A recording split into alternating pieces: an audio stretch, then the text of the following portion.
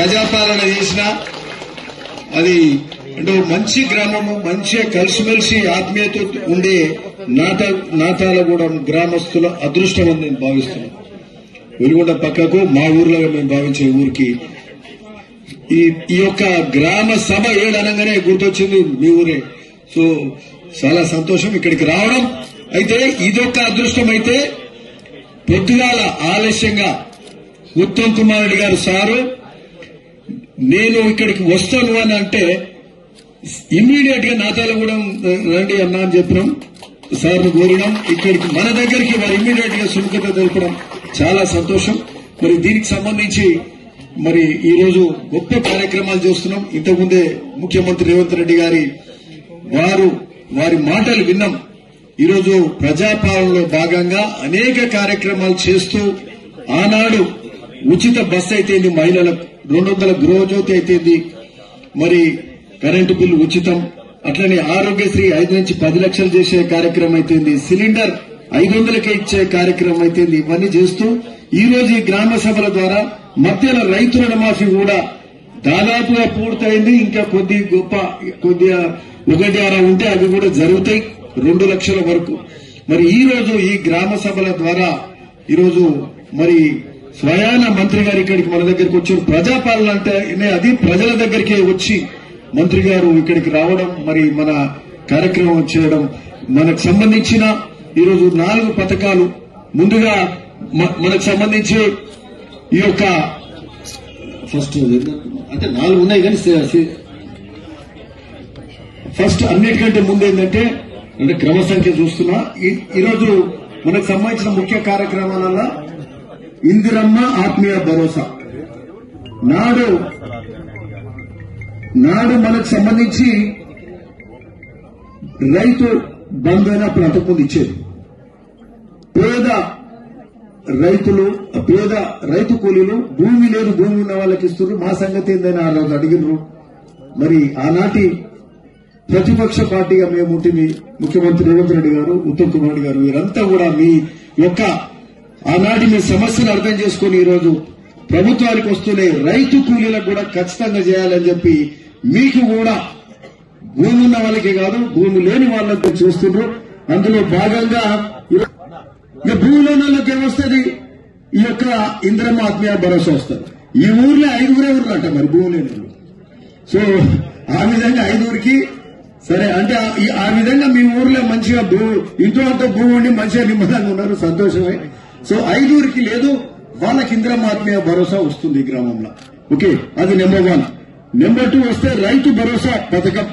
ఈ రైతు భరోసా ఏంటంటే సరే రైతు భరోసా కూడా అంతకుముందు రైతు బంధు అనేది ఉండేది, 5,000 రూపాయలు ఇచ్చేది. దాన్ని కూడా ఈరోజు అప్పుల రాష్ట్రంగా తెలంగాణ రాష్ట్రాన్ని చేసి డబ్బులు లేని రాష్ట్రంగా మిగిలిస్తే కూడా మరి ఈనాటి ప్రభుత్వం రైతు భరోసా కూడా ఇంకా పెంచి 6,000 రూపాయలు ఇచ్చే కార్యక్రమం ప్రతి ఎకరాకు వ్యవసాయ యోగ్యమైన ప్రతి ఎకరానికి ప్రతి రైతుకు రైతు భరోసా ఇచ్చే కార్యక్రమం ఈరోజు జరుగుతుంది. మరి ఈ యొక్క రైతు భరోసా అంతకుముందు కూడా ఈ రైతు భరోసా కార్యక్రమంలో ఆనాడు ఇచ్చే రైతు బంధుల చెట్లకు, గుట్టలకు, పుట్టలకు, వెంచర్లకు ఎవరికి పడితే వాళ్ళకి ఇచ్చారు. వెంచర్లు చేసిన వాళ్ళకు, వ్యాపారస్తులకు, అడ్డగోలుగా పైసలు దర్శన వాళ్ళకు అని వీరికి ఇచ్చారు. ఈ రోజు అటువంటి అన్ని తీసుడు వ్యర్థంగా తెలంగాణ ప్రజల పైసలు మరి వృధా పోనీయం అని చెప్పి ప్రభుత్వము వ్యవసాయం చేసేటోళ్ళకే ఈ రైతు పెట్టుబడి ఏదైతే రైతు భరోసా మీకు ఇచ్చే కార్యక్రమం ఈరోజు చేస్తున్నారు. మరి ఆ కార్యక్రమం ఈరోజు రైతు భరోసా అంటే సరే ఇది చదువుతున్నాం, ఇదేంటంటే ఇక భూమి ఉన్న అందరికి వస్తుంది. ఇక ఈ లిస్టు చేసుడు ఒక ఆయనది ఉన్నది ఒక ఆయనది లేదనేది లేదు. ప్రతి ఎకరానికి వస్తుంది, ప్రతి అర్ధ ఎకరం ఉన్నకి వస్తుంది, ప్రతి 10 గుంటలు ఉన్నకి కూడా ఈ రైతు భరోసా వస్తుంది. ఆ విధంగా అధికారులు మీ అకౌంట్లకు జమ చేసే కార్యక్రమం చేస్తాం. ఇక 3వది వస్తే రేషన్ కార్డులు కూడా స్వయాన మంత్రి గారు పెద్దలు ఉత్తమ్ కుమార్ గారు వచ్చింది ఇక్కడికి. మరి వారు రేషన్ కార్డులు కూడా వారు పట్టుదలతోటి ఈ రాష్ట్రంలో ఉన్న ప్రతి కుటుంబానికి అందరికీ రేషన్ కార్డు ఇచ్చే కార్యక్రమం చేపట్టింది.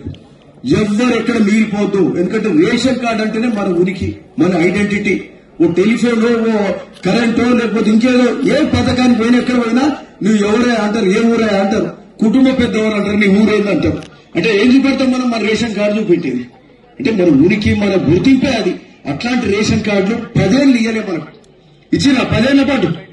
అంటే రేషన్ కార్డులు ఇచ్చి సోయి కూడా వాళ్ళకి లేకుంటే పాయే. ఇది అంత మరి అధ్వానంగా మరి ఎందుకు ఆలోచించాలి అంతమంది ప్రభుత్వాలు అనేది మరి ఈరోజు మనం ఆలోచించాలి. ఈ రోజు చెప్పినట్టుగా ప్రతి ఒక్కరికి ప్రతి కుటుంబానికి రేషన్ కార్డులు ఇచ్చే కార్యక్రమం జరుగుతుంది.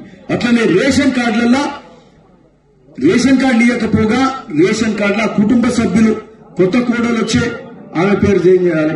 పిల్లలు పెద్దోళ్ళు అయిన 5 ఏళ్ళు 10 ఏళ్ళు పిల్లలు పడితే వాళ్ళ పేరు యాడ్ చేయాలి.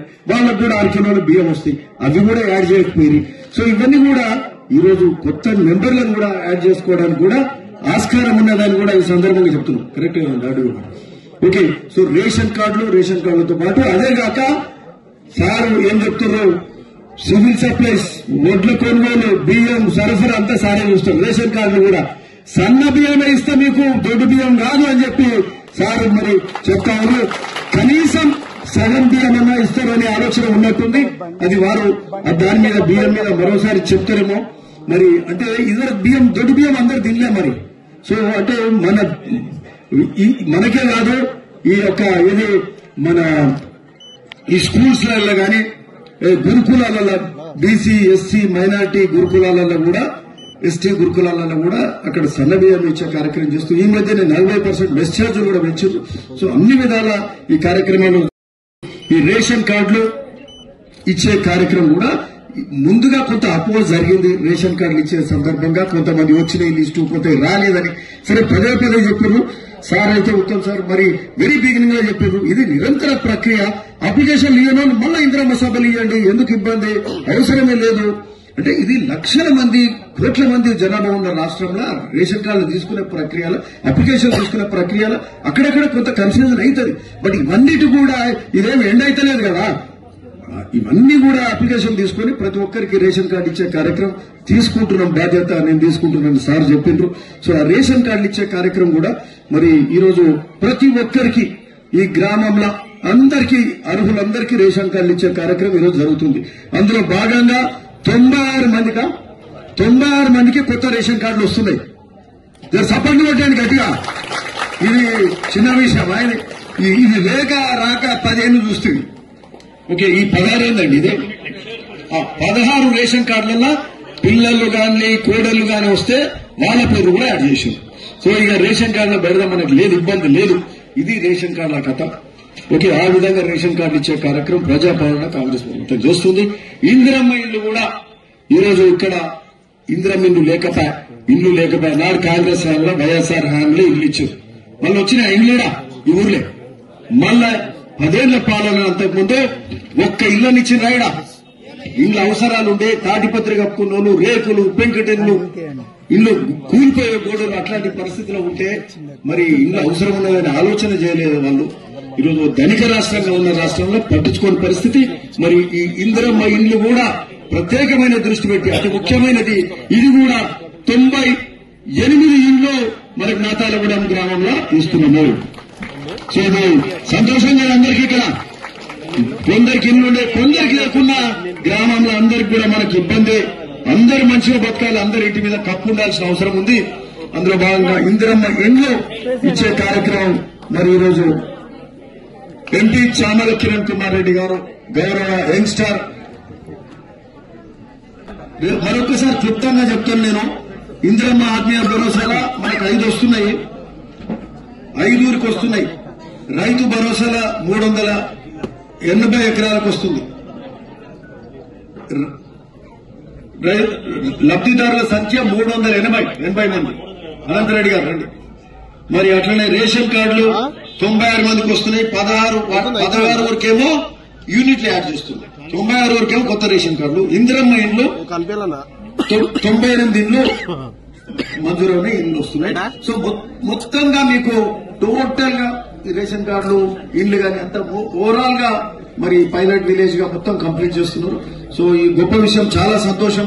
ఈ కార్యక్రమానికి సార్ ఉత్తమ్ కుమార్ గారు రావడం, కలెక్టర్ గారు రావడం, మా మార్కెట్ చైర్మన్ నూతన ఎన్నుకోబడ్డ చైర్మన్ లో ఎంపీ గారు రావడం, ఆర్డీఓ గారు, మరి అట్లే పీడీ గారు, మా నల్లగొండ జిల్లా అధ్యక్షులు వీరందరికీ కూడా నమస్కరిస్తూ సాగరంగా ఆహ్వానిస్తూ నాతాలగూడెం గ్రామ పెద్దలందరికీ కూడా మరొకసారి నమస్కరిస్తూ చాలా సంతోషం. ఈ కార్యక్రమానికి వచ్చిన పెద్దలు మాట్లాడతారు, కలెక్టర్ గారు, ఎంపీ గారు, ఉత్తమ్ సార్ మాట్లాడతారు. దానికంటే ముందు అంటే నా ఉపన్యాసం అధ్యక్షత వహించాలన్నారు కానీ నేను మైక్ తీసుకుని నాకు కంప్లీట్ చేస్తున్నాను నేను. బట్ ఎనీవే, అయితే మనకొక్కటి సార్లు ఒక్కటి కోరుతాము. మనకు సంబంధించిన ఈరోజు గొప్ప విషయం ఏంటంటే ఈ నియోజకవర్గంలో మీరంతా అండగా ఉండి నాకు గెలిపించారు. నాకు అండ అంటే ఉత్తమ్ సారే. మరి అండ ఈరోజు వారు ఈ నియోజకవర్గానికి మనం మురికి నీళ్లతో వ్యవసాయం చేసుకుని మనకు ఈరోజు 10 ఏళ్ల పాటు ఒక్క రూపాయి శాంక్షన్ కానీ రాలే. శాంక్షన్ చేసినట్టు చేశారు కానీ సంవత్సరానికి 3-4 కోట్లు రిలీజ్ చేశారు. కాల్వక పనులు కాలే. ఈ రోజు దాదాపు 500 కోట్ల రూపాయలు బునియాది కానీ పిల్లపల్లి ధర్మానికి అలవాటు చేశారంటే చాలా గొప్ప విషయం. మన వాళ్ళు ఎప్పుడు పలకరించినా మా కాలువలు ఏమవుతున్నాయని అంటారు. మా మండల పార్టీ సత్యరెడ్డి గాని మిగతా వాళ్ళంతా కూడా ఎప్పుడు అదే పులిగిల స్వామి గాని వీళ్ళందరూ కూడా మా సతీష్ గౌడ్ గారు. సో అట్లాంటిది ఆ కాలువలు శాంక్షన్ చేశారంటే వారికి ఈ సందర్భంగా వారికి నమస్కరిస్తున్నాం. అట్లనే అందరిని ఇంకొక కోరిక కోరుతాను. ఎందుకంటే మన జిల్లా మంత్రి మన దగ్గర వారు ఆత్మీయులు. ఇంకొక కాలువ వారిని కోరుతా ఉన్నాం. మనకు సంబంధించిన భీమలింగం కాలువ, ఈ పెద్ద కాలువలతోటి ఎట్లయితే ఇరిగేషన్ అవుతుందో మనకు సంబంధించిన భీమలింగం కాలువ దాన్ని రీమోడల్ చేయాల్సిన అవసరం ఉంది. ఆ వెంట్స్ కూలిపోయి ఆ నీళ్లు పట్టక ఆ కట్టలు దిగిపోవడం, కొంత రీమోడలింగ్ అవసరం ఉంది. దానికి ఇక్కడ ఇదే నాతాలగూడెం గ్రామస్తులకు పొలాలది పోరాదు చిన్న కల్వర్ట్ వేసేది ఉన్నది. ఇట్లా అక్కడక్కడ 10-12 కల్వర్ట్లు ఉంటాయి. కాలువ రీమోడలింగ్ కానీ దీనికి సంబంధించిన ఎస్టిమేషన్స్ ఉన్నాయన్న అరౌండ్ 9 crores. ఇదొక్కటి చేయాల్సిన అవసరం ఉంది. మరి బీబీనగర్ లో బొల్లపల్లి కాలువ ఉంది. బీబీనగర్ భువనగిరి మండలానికి పోచంపల్లి, అలీనగర్ కెనాల్, ఈ 3 కెనాల్ కూడా చేస్తే అంతకుముందు ఉన్న కాలువలను కూడా ఆ 3 కూడా మూసి నీళ్ళే ఇవే నీళ్ళు. సో మరి అట్లే మీరు బసవపురం కూడా అక్కడికి వెళ్ళి కూడా వస్తున్నాయి. నేను అనుకుంటా భువనగిరిలో మీరు అది కూడా కొంత రివ్యూ పెట్టి ఆ రాగిరి దగ్గర బసవపురం కెనాల్ కట్టింగ్ కూడా ఉంది. అది చేస్తే బసవపురం నీళ్ళు కూడా కిందికి రావడానికి ఆస్కారం ఉంది. ఇక నేను అనుకుంటే భువనగిరి నియోజకవర్గంలో 1 ఎకరం కూడా మిగలకుండా మొత్తం వ్యవసాయ యోగ్యం అవుతుందని ఈ సందర్భంగా చెప్తూ దాని మీద కొంచెం మీరు ఒకసారి దృష్టి పెట్టాల్సిన అవసరం ఉంటుందన్న శాంక్షన్స్ చేయాలని కోరుతూ, సరే చాలా సంతోషం సార్ ఇక్కడికి రావడం. మరి తదనంతర కార్యక్రమం ఇప్పుడు కలెక్టర్ గారు దీని మీద మాట్లాడాల్సిందిగా కోరుతున్నాను.